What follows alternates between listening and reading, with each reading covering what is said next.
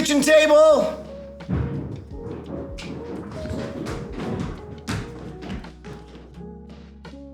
All right, well, welcome to our house. This is the house of Team Thomas, and we're all here. This is Nixon, this is Kaysen, this is Gentry, this is Talon, my wife Jen and I.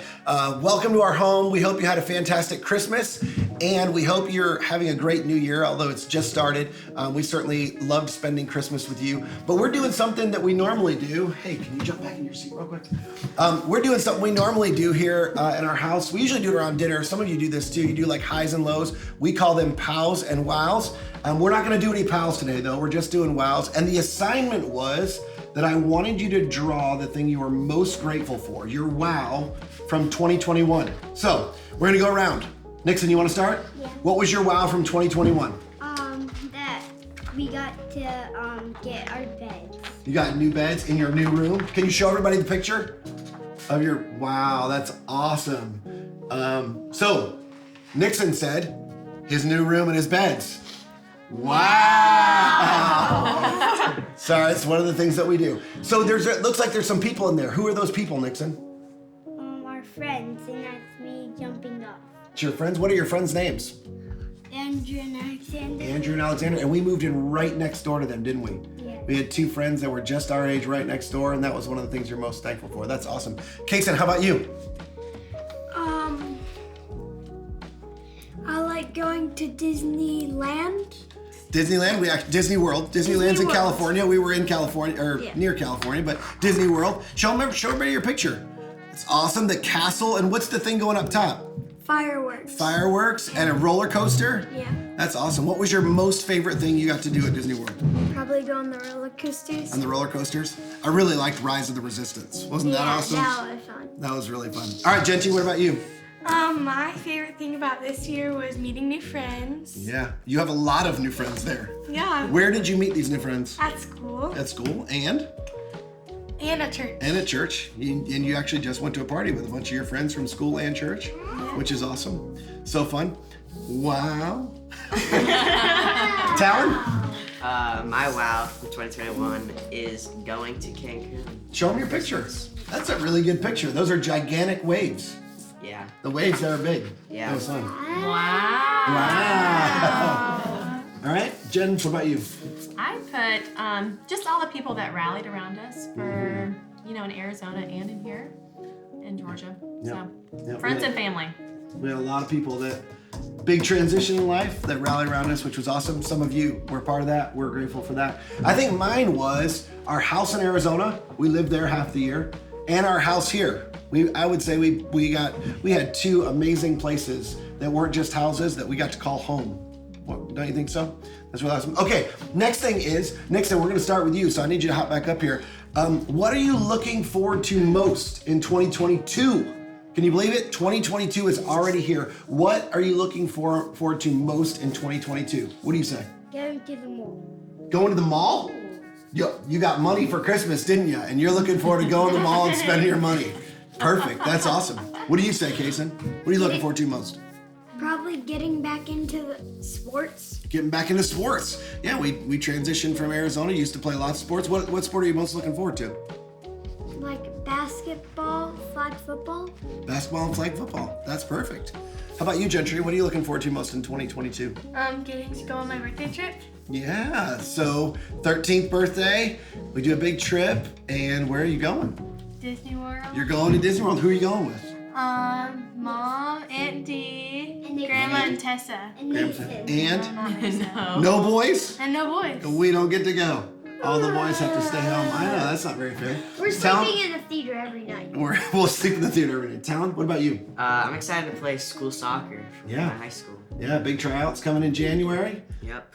Talon's a freshman, so that'll be a big step for him. So that'll be awesome. Yep. Jen, what are you looking forward to most in 2022? I'm looking forward to getting into like a new rhythm, a schedule, getting the kids involved in activities. Yeah. I feel like we've just kind of been going through the motions, Yeah. getting everyone settled. So, yeah. I'm gonna plus one that one. I felt like we had a good rhythm. We've still been in transition coming here and everything, so I'm looking forward to getting into a good rhythm. Speaking of good rhythm, you guys have a bunch of things you got to do today. Yeah. So, and clearly somebody's got to get the wiggles out. So, Why don't you guys take off? I'm going to talk with our friends a little bit more, and I'll catch up with you guys later. Sound good? Bye-bye. Bye. Bye-bye. See you later. Have fun.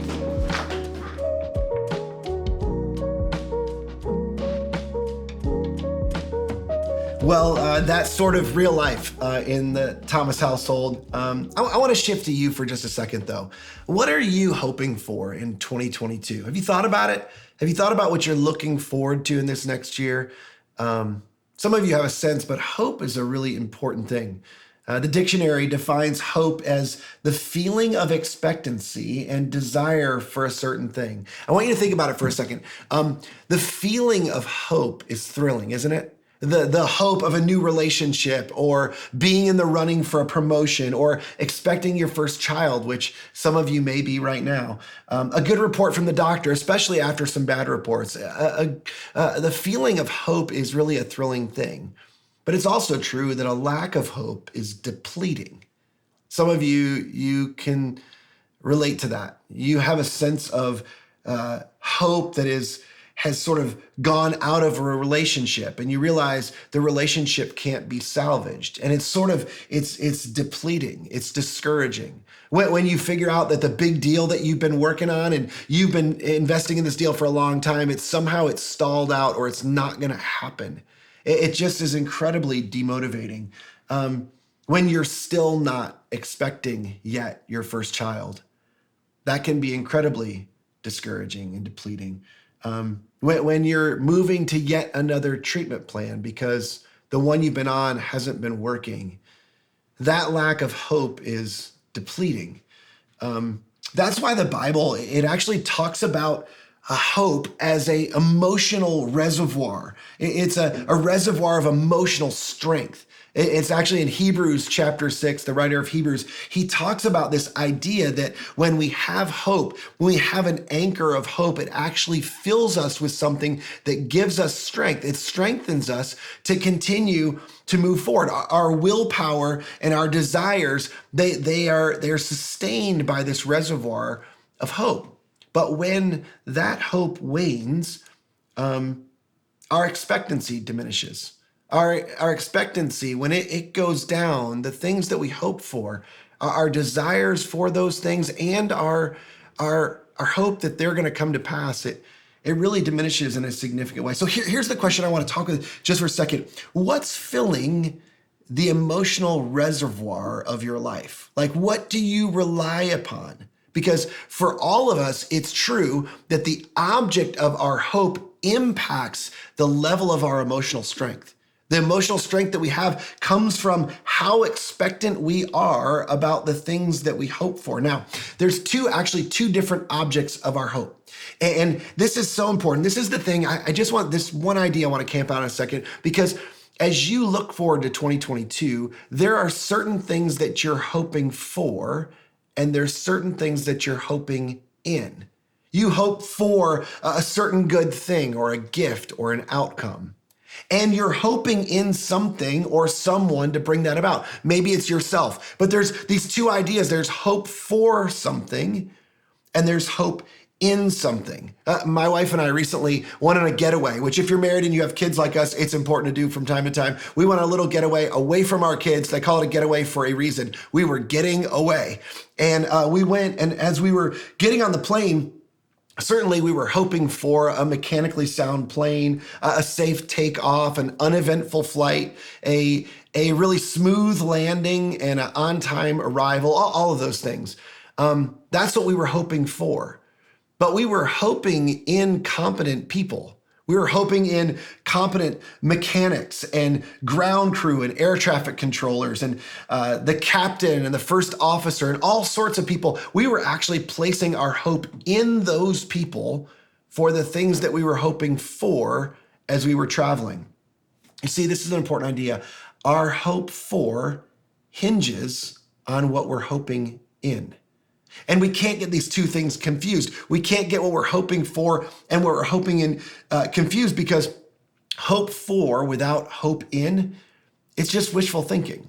You just have this idea, and you have this sort of expectancy that's not grounded in anything. It doesn't have any foundation. And oftentimes when we recognize that, or when that thing's not coming to pass, it actually drains our reservoir of strength. And we want to give up. We want to quit. The writer of Hebrews, just a few chapters later, after talking about this reservoir of emotional strength, he says this, and you've heard this before, Hebrews chapter 11, verse 1, it's very famous words. Whether you're a follower of Jesus or not, you've probably heard this. It says, faith is the confidence in what we hope for. He's basically saying that hope in is really about faith. And faith is the confidence in what we hope for and the assurance about what we do not see. Isn't it interesting that when we can't see how something's going to come to pass, when we can't see how we're going to make it through, when we can't see how we're going to get through a difficult season or get out from underneath the mountain of debt, or how we can't see how we're going to be able to rebuild trust in a relationship or untangle a mess that we've made? Isn't it true when we can't see how, we struggle to hope? And oftentimes it's because we've placed all of our hope in the thing that we hope for and not in the right thing to hope in for the thing that we're hoping for. The writer of Hebrews is essentially saying that faith is what moves our hope from wishful thinking to confident assurance. What if you could place your hope in something greater than the things that you hope for? That your emotional strength and your emotional well-being, this reservoir, the regardless of your circumstances, regardless of what does or does not happen, doesn't impact the reservoir of emotional strength, because what you're hoping in is not connected to what you're hoping for. But it is absolutely the foundation. It's what you draw from in order to pursue the things that you hope for in life. My question for you is, what are you hoping in really for what you're hoping for in 2022? Maybe a better question is, who are you hoping in for what you're hoping for? Is it you? Is it somebody who you're connected to, a friend or a family member? Is it your supervisor, your boss? The truth is you know this. People will always let us down. People are finite. They're fallible. What if you could place your hope in something infinite, something that's infallible, someone that's infinite, and someone that's infallible? The scriptures actually teach that our capacity is so much smaller. It's so much, in comparison to God's capacity, it's dwarfed by God's capacity. What if your reservoir of emotional strength in 2022 for the things you hope for were grounded in someone who you've placed your hope in for the things that you're hoping for? And that continues to sustain you. It continues to help you to have the strength to persevere, to move forward. What if you could tap into something like this rather than something as small and finite as this? Here's really the question. What might God be asking you to trust him with in 2022? What is that thing? As we've been talking, my guess is something you're hoping for has come to mind. And my guess is you have some emotional attachment to that thing that you're hoping for. You have an emotional connection. You have a desire. Your hope for that thing is something you're hoping will fill you with something, some sort of feeling, some sort of fulfillment. What if I told you that regardless of whether you actually obtain that thing or experience that thing you're hoping for, that your hope in God could sustain you? It could continue to help you pursue the best things in life, God's best for you in life. That's what happens when we're able to separate the things that we're hoping for from the things that we're hoping in. Here's my hope: that we might be, as a church, that you might be in your household, that you might lead your families, you might lead your lives to place your hope in something greater, in something infinite, in something infallible, in someone infinite and infallible, rather than the things of this life that we hope for oftentimes to fill us. May you be filled with a reservoir of emotional strength that is tremendously beyond your capacity because you've placed your hope in God. Here's the thing. When you choose to place your hope in God, it's not in vain. My prayer is that you would have an amazing 2022, but I pray more than that all your dreams and all your hopes would come to pass.